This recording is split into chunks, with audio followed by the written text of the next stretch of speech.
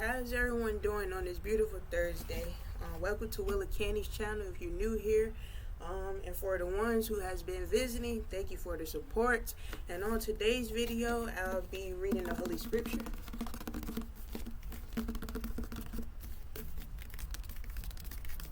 And I will also be in episode 15, I believe. 15 of Tar Mama, and it's called the Bad News, Big Bad News. And how's everyone doing today? I hope everyone is doing great on this beautiful day. The sun is out, birds is chirping and everything, clouds is out, cars is riding past. I hope everyone is driving out there safely, and I hope everyone is having a great day, even a great day at work. If you're not, always know that hope is not too far from where you at. It's right around the corner. And please just don't give up, because at the end of the day, God is always looking out. And fits my shirt. But yeah, let me get into the word. I was reading Proverbs chapter 19. Better is the poor that walketh in his integrity than he that is perverse in the lips and is a fool. Also that the soul be without knowledge, it is not good, and he that hasteth with his feet sinneth. The foolishness of man perverteth his way, and his heart fretteth against the Lord. Wealth maketh many friends, but the poor is separated from his neighbor. A false witness shall not be unpunished, and he that speaketh lies shall not escape. Many will entreat the favor of the prince, and every man is a friend to him that giveth gifts. All the brethren, Lord forgive me, of the poor do hate him. How much more do his friends go far from him? He pursueth them with words, yet they are wanting to him. He that getteth wisdom loveth his own soul. He that keepeth understanding shall find good. A false witness shall not be unpunished, and he that speaketh lies shall perish. Delight is not assembly for a fool, much less for a servant to have rule over princes. The discretion of a man deferreth his anger, and it is his glory to pass over a transgression.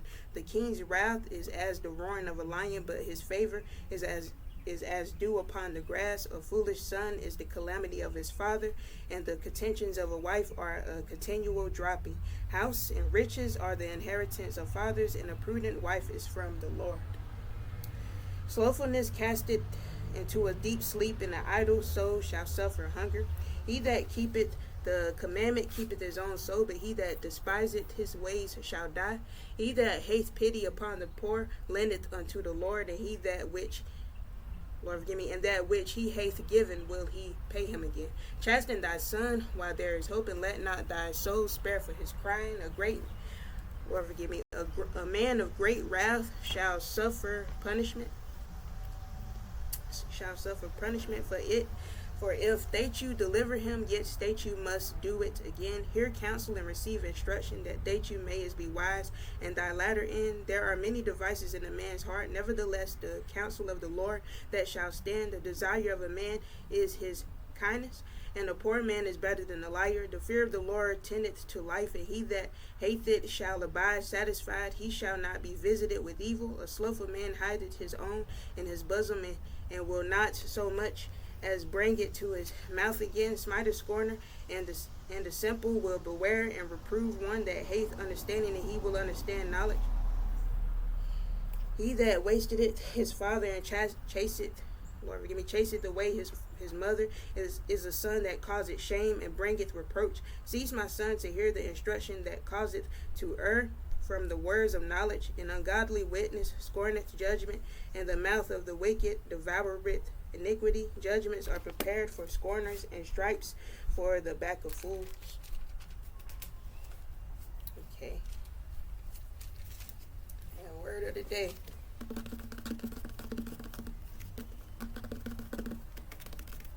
On episode 15, I believe, it's called The Big Bad News. On this episode, it focuses on Wetsuit. Wetsuit is Gavin Daniels. I think Daniels is his last name. His real name is Gavin. That's all I can say. But his nickname is Wetsuit, who Alexis and the rest of the friends call him. And in this episode, he is terrified. He is scared, shaking in his boots, because he finds out that his his cousin is about to get released from prison. And this cousin's nickname is Bad News. And the reason why they call him Bad News is because usually He's, of course, it's bad news.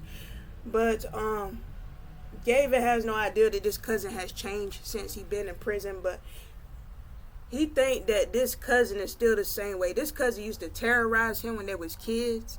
And this cousin also used to have like this dog.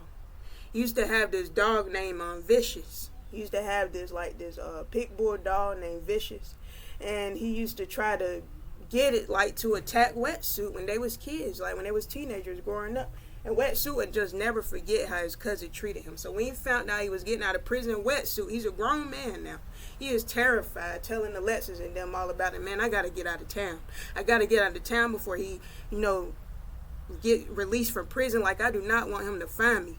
And Alexis said, you really scared of your cousin like that? And Ricochet also says that, man, you is such a big wuss. Like, you really just gonna be terrified of your cousin? Like, you was a grown man now. Show him how much of a grown man you are.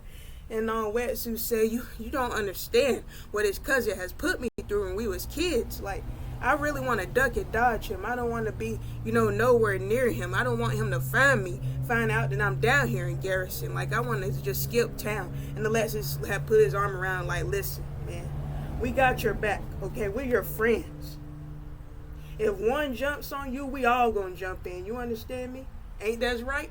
And then Fat Cat and the rest of them said, yeah, that's right. Memphis said, yeah, man, we got your back. You ain't even got to worry about nothing.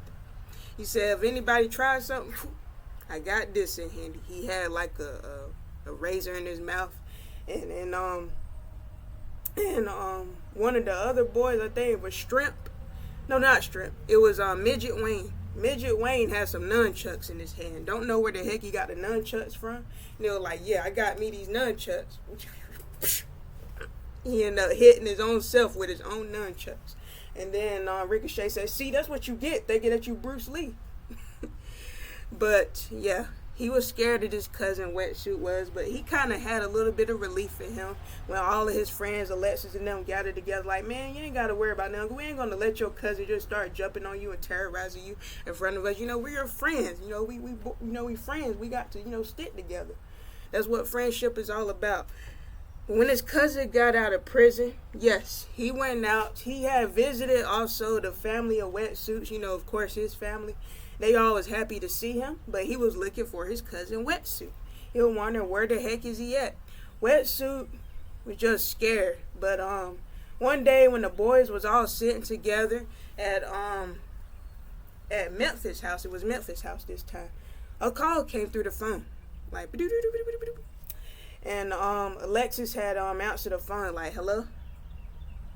And the person was like, I want to speak to my cousin. My cousin Gavin. And Alexis was like, okay. And they're like, Wetsuit? It's him.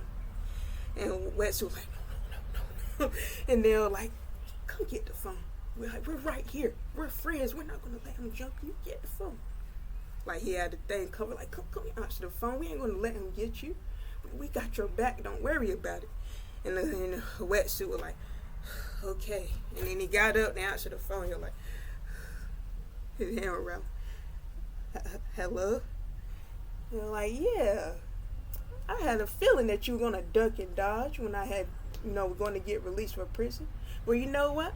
I found out where you at. I got connections. I got eyes, people. Now I found where you was at. I found out where you was at. And now I'm coming by to see you. Y-O-U. And then Wetsuit said, okay, I'll still be here when you arrive.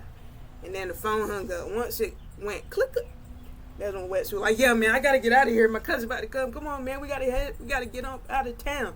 Wetsuit was panicking. And Alexis was like, man, what did I just told you at the house the other day? We got your back. We is not going to let this cousin punk you. We ain't going to let him terrorize you. Like, don't you trust us? We're your friends.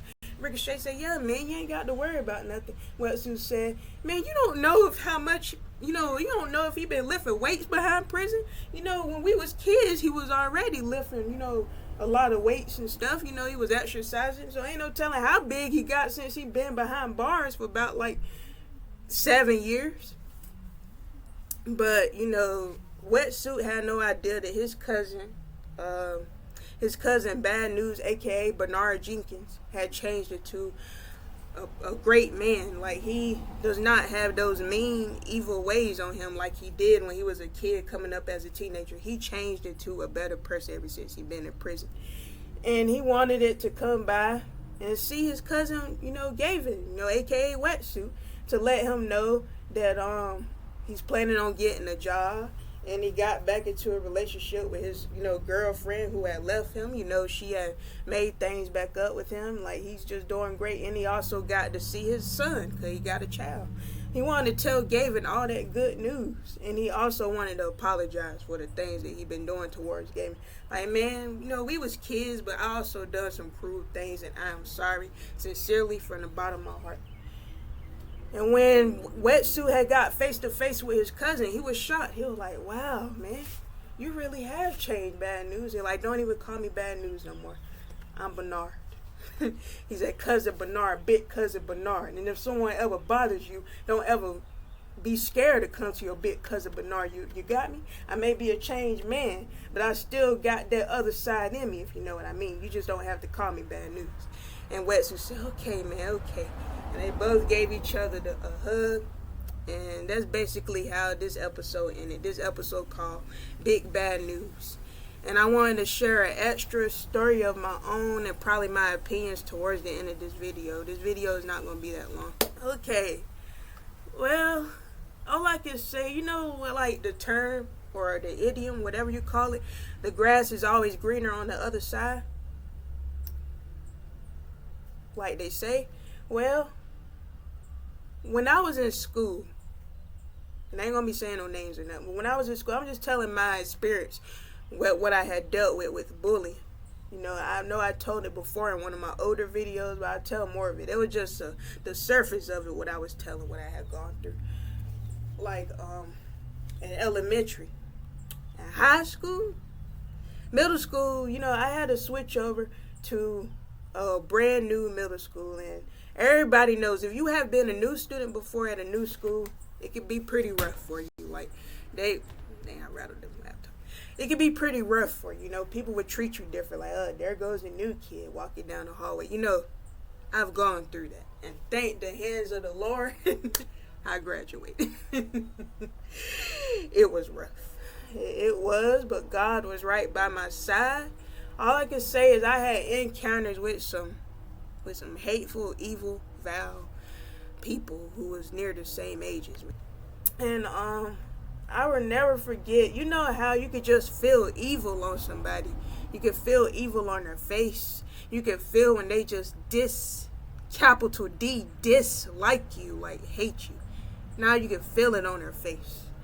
Well, it was one day where I had to take this test. I think it was something like a benchmark test because I forgot to take it. I think I had missed a day of school on a particular day. It was this other guy that I had to sit in the classroom with. Not going to say his name. But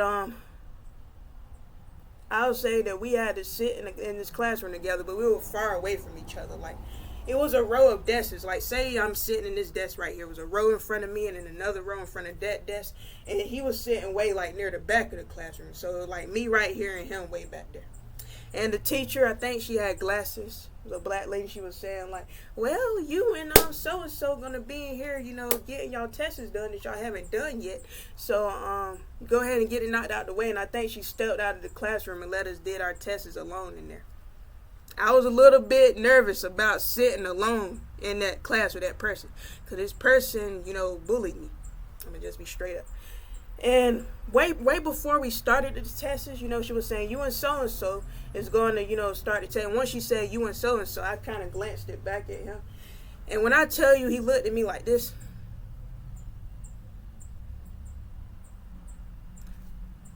Firm, stern. Just, like, hate towards me, like, no smile at all, like, no hi, no nothing, like, you could just feel, like, what you looking at, like, that type of feeling that you can feel off of that guy. I would never forget how I felt when I had to sit in the classroom with him, but he got his test done before me, I guess, to rush through the test and make it the heck up out of there away from me. all I can say, he bullied me. I never really like exchanged words with him. Only thing I said was excuse me when he was passing by me, and I was looking through my book sack. He would pass it by me because it was a row of desks in our classrooms. I had to get a class with him, but I ended up changing from that class to another class. In that class, he, was passing by my desk with another boy, and he had to get, to the lunchroom, because the lunchroom was not far from our classroom. And when I said excuse me, he said excuse you, something like that. And I ain't paid attention to it. That ain't the first time a student said something like that to me, in a way to try to be, funny. But yeah, he wasn't the only bully that I have, been through. It was one time where this girl, it was time to go. And this was the class that I had switched it over to get away from this particular person. I switched it over to this next class that was like a science class. I thought it was going to be 10 times better. Turns out this class was 10 times worse. Way worse than the class that I was trying to move away from. That's why I brought up the term, the idiom, the grass is always greener on the other side. The grass was not greener on the other side. The grass was black. The grass was dead. The grass did not want to grow out of the ground once I switched it over to that class. It was rough for me. It was rough when I switched it over to that class because it was way worse. The bullying got worse, and I mean way worse. There was a time where I sat in the class and I sat in the desk, and I was just looking on my computer, and everybody else around me, I'll just say all together, a crowd of bullies. That's all I can say. Imagine you ain't fighting back, not saying nothing, just silence. Just keep your mouth closed. Just silence. Keep, deciding to just keep silence because silence is powerful. And just a crowd of bullies just talking bad about you, sitting way behind you. That's what I dealt with every single day. And one of the bullies, it was this dude that acts out in the classrooms, a problematic type of student that the teachers had to stay on all the time. Well, he thought it was a great idea to get a clicky click ink pen. It was one of them big pens, BIC type of pens. He got a big pen, came up closer to, real close up behind my desk. I'm on my computer, just looking at my computer doing my work. And these other white boys, these other two boys, they were white. They had glimpsed it and saw it at what that boy was doing, but they wasn't saying nothing. They were whispering at each other, probably saying, "You see what you about to do?" And then I heard the other boy, they were like, who is they laughing at? They heard the crowd of people sitting beside me just laughing at stuff. And one boy asked the other boy, who is they laughing at? And the other boy said, her. They laughing at her. He pointed at me. So yeah, I was getting bullied a lot. And this one boy thought it was a great idea to get the clicky click pen and stick it in my pants area. Yes. Viewer's discretion is advised. You stick it not all the way in, but to stick it in, to try to bully, go even further by physically trying to touch me. And I turned around. He went back, running to his desk, I believe. And I was embarrassed. Sorry for the background noise, but I was embarrassed, and I just broke down. Eyes got watery. I wanted to cry, and they laughed even more. And then they were just continuing to call me names and stuff. And at the end of the classroom, I was telling the teacher about it. I was just shedding tears, and I was asking the teacher, "Can I move to another desk?" That did not help, because it seemed like everywhere that I had, when I moved it to another desk, they would somehow get closer to me.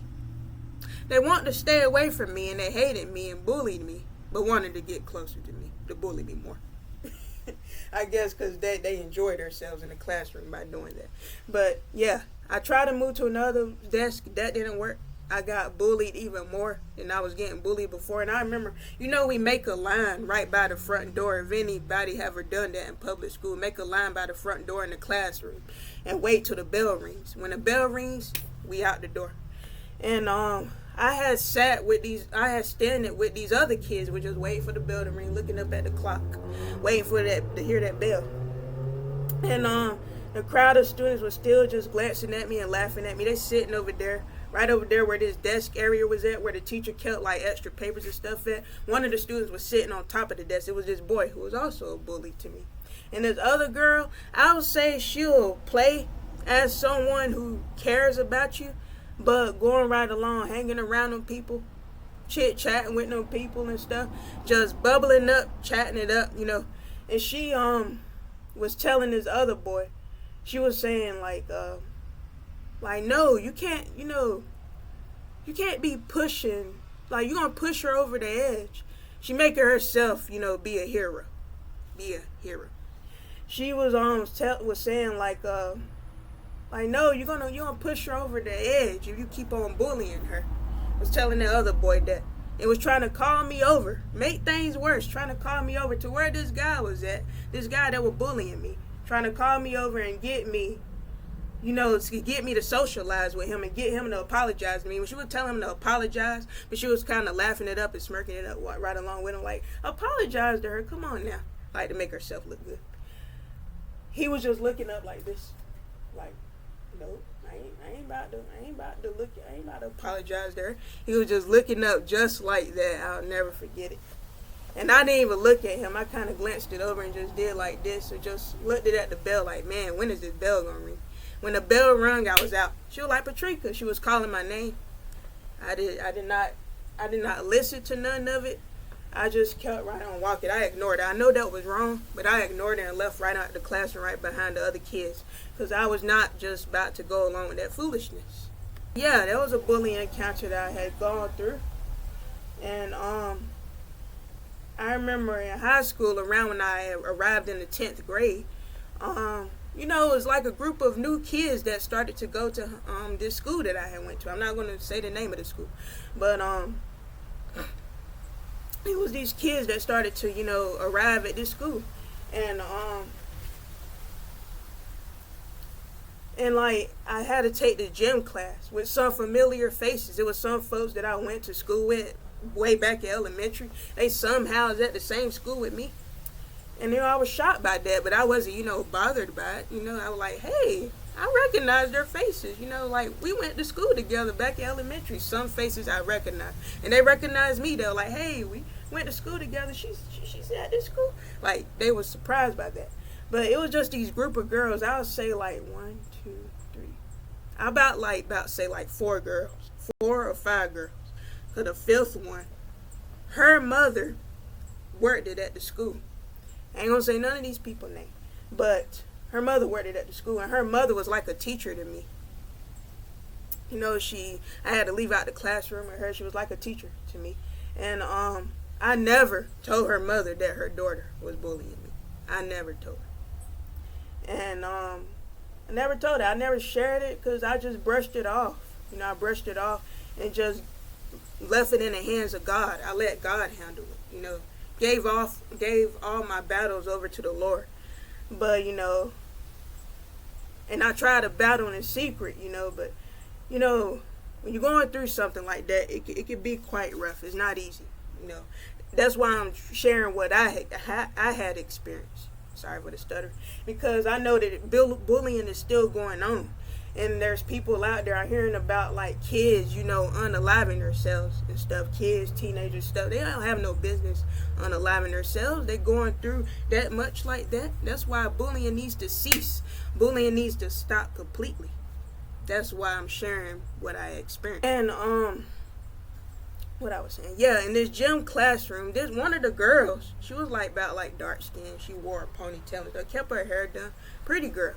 She somehow had a problem with me. I didn't know her. I ain't know her name. She never said hey to me or none of that. I remember we had to stand like in this row of line because I think we had to do like a fitness test that day in gym class. We had to head outside and run on the track. It was hot outside, but we had to run on the track. Our gym teacher was this tall man, wore a whistle around it. You know how the gym teachers dress. But yeah, we had to go outside, but before we had to go outside, we had to wait on the gym teacher. So we had to stand like in this line. not like behind each other, but up side by side. And I just heard a girl way at the end, like I swear, like I'm going to come up to her face and I'm gonna punch her and stuff like that. The whole time she was talking about me. You know, the girls looking over towards my way, like she was like threatening to do bodily harm to me for nothing at all. Bullying for nothing. Like I didn't know these girls, they didn't know me. But you know, I just kept on just leaving things in God's hands because I'm a believer of God. I'm a Christian. Left things in God's hands. Also told a parent too. But, you know, I left things in God's hands as well. I was not the type who fought back. I was not the type who had, you know, try to get myself suspended, you know, defending myself. I know folks think that it's right. It's like a pros and cons type of thing, an opinionated type of thing. I know opinionated, not a word probably, but an opinionated type of thing when it comes down to defending yourself towards bullies. I was not that type. I guess I could say I'm a pacifist. But, yeah, there have been times where that DVL is devil in Hebrew W, but that devil had got me so upset that one time when it was time for me to leave and go home, I had left before the class even started. It was like fourth period class. That class that I was going through a tremendous amount of bullying in. I had left out the classroom, put my book sack on my shoulders, then looked back at anyone else. It was time for me to go home. They called my name up on the intercom.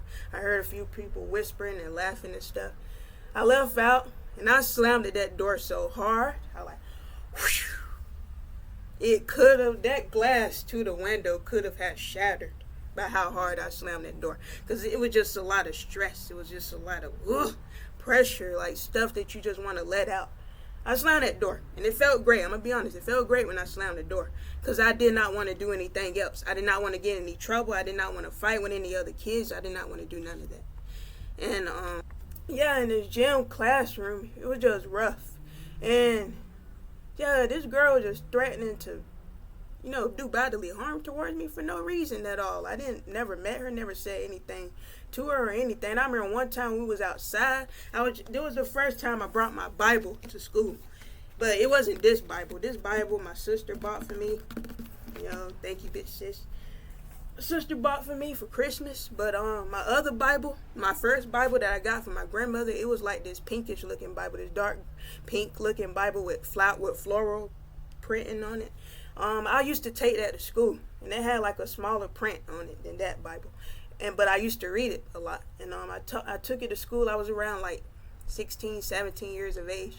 And I remember I was sitting outside under the bleachers. And you know, when you're underneath the bleachers, the people who were sitting on the seat can see you down there. And then them two girls, one of the girls, the girl that threatened to do the bodily harm towards me, she looking down like, look at her with her Bible. You know, just saying like some snarky stuff. I kind of glanced it up, saw them looking at me, but I ain't paid attention to it. Kept right on reading, you know. And there was it was like two students that was like really nice. I think they had things wrong with them. They was like autistic. They was just like super friendly. Some of them be just like the most friendly people. But some of them can also be a ticket time bomb too. But yeah, it was just I forgot their names, but one boy name he asked me was his dog in heaven. I just told him, yeah, you know. Like, I explained, like, what I was reading. One girl said, like, what you reading? She was asking me why I was reading in the Bible. I told her why I was reading. You know, I enjoy telling about the Bible and stuff. And it ain't the first time people have questioned me about what I was reading in the Bible and stuff. That was my struggles of going to school. Being Christian, being quiet, being shy, you know, not having much friends and stuff like that. But, yeah, I was sitting underneath the bleachers. And these two girls were just looking down at me underneath from the top of the bleachers, like, look at her and her Bible. And I ain't pay attention to them. Then it got way too far when we had to change out of our clothes in the girls' locker room. It got too far. I was in the stall, you know, the bathroom stall, getting out of my gym clothes.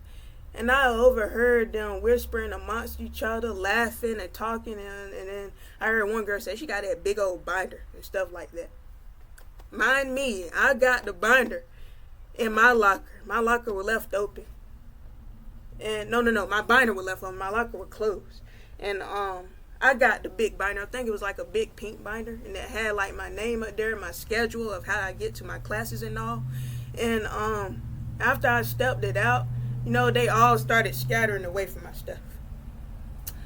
Why was that? WHY. Why the heck was they scattering away from my stuff? They were scattering away like roaches, like just scattering away like they wasn't near my stuff a while ago. And I could see that my stuff was tampered with. My binder was open and stuff. It was showing my pencil case and all of that. And one girl, she found out my name. She didn't know what my name was. She was like, "Hey, Patrika," like laughing like that and walking away. That was the girl who her mother worked at the school. She was just walking away and laughing like, "Hey, Patrika," like that. And then I was like waving like, "Hey, back." But I was like, these girls was going through my stuff. It's going way too far. They is just doing things to try to push me, doing things like just bullying me. And, I was, in the 10th grade around that time. And I just got to the point where one day I was about to arrive to gym class, but I just stopped right at them double doors. And I let the gym teacher know, like, I can't do it anymore. Can I get moved to a different area where I can't do this in the gym class? I'm going through way too much bullying. Like, I was in tears. And he made something out for me. He was like, "Okay, I'll figure something out for you." And he had it like during that time when I ain't had to go in that gym class at all. Like, I was just passing my, class, like doing like tests and stuff. He moved me to another class. Like around when I was doing gym, he moved me to another class where I ain't had to be around the other students. Like I said, I mentioned the idiom: the grass is always greener on the other side. The grass was not greener on the other side with me. It was black. The grass was dead because I arrived in another class. That was way worse. That was just as bad as being in a gym class. Because when I had to sit in there around the time, another class got moved into there. Around when I was sitting in there during my gym class time, another class got moved into there. And some of the bullies that were bullying me was in that class. Yeah. Yeah, all I can say, it just seemed like I could never escape them no matter where I went to. Like, it was just rough. But God blessed me to overcome it. God blessed me to walk across that stage with my cap and gown. Thank you, Most High God, for that. And,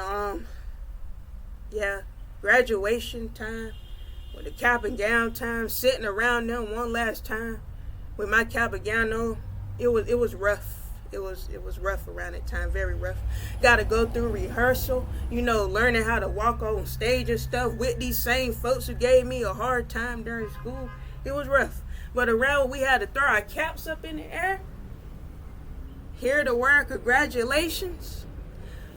Whew, bit relief. Big blessing from God. And all I can say is God bless people out there who is in school right now, who is going through bullying. God is going to, bless you to come through it. Bless you to overcome it. And because it was rough for me. And all I can say is God bless you all who's going through that. Even adults go through bullying in their workplace, at their jobs and stuff. God bless you all who is going through that, who don't want to fight back, who don't want to argue back with them big old bullies who be trying to push you around. And what I found out too is some people hate quiet people too. I was a quiet person in school, but God had blessed me to open up, a lot. And again, thank you, Lord. But I'm ending this video by saying God bless you all. And at the end of the day, takes one day at a time. Just like this song that I used to sing with family. It was like this gospel song, like one day at a time, sweet Jesus. I can't, I don't know how to sing, but that song. And I hope you like, comment, share, subscribe, hit the notification bell if you haven't. If you're new here, welcome to my channel, Willa Candy's channel. I hope you all are having a great day. I hope you all continue to have a great day. Stay blessed, less stress. Please drive safely out there. Love one another. Treat everyone with respect. And if God's will, I have a video coming up of me eating like macaroni cheese, just a regular Kraft macaroni cheese dinner with like some sliced up turkey spam and some vegetables. Goodbye and have a great day. God bless you all.